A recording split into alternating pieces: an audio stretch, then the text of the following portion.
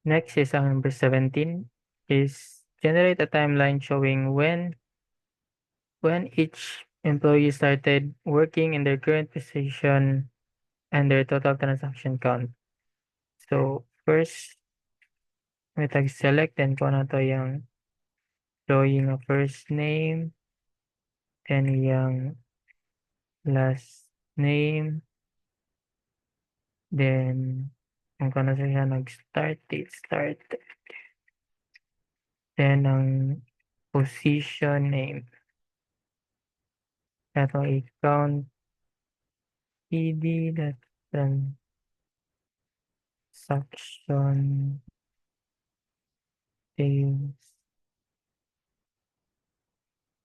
as total transactions from employee nga table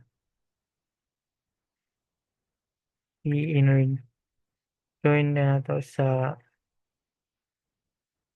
employee position details.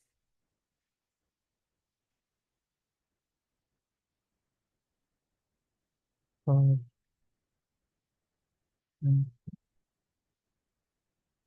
and in-join na po ta sa employee position nga table.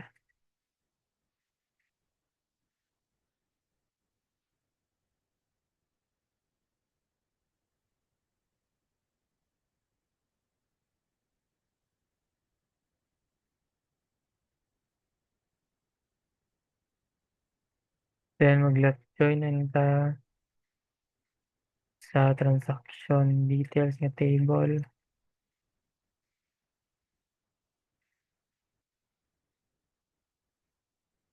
ID or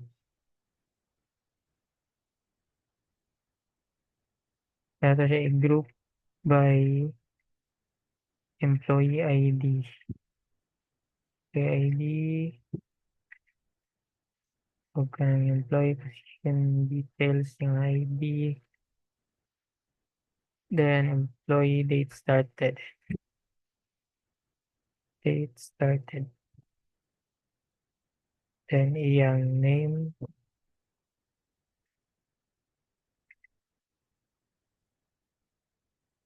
Position name. Then i-order by date started.